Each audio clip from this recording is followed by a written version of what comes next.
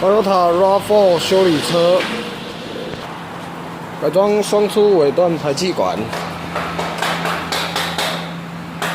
尾试管所使用的是89mm镀钛内卷样式的尾试管，沿用原厂的尾段筒身做焊接。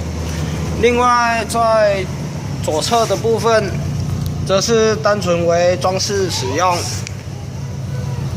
用白铁管往上衔接，接至拖车钩，主要左侧为装饰用。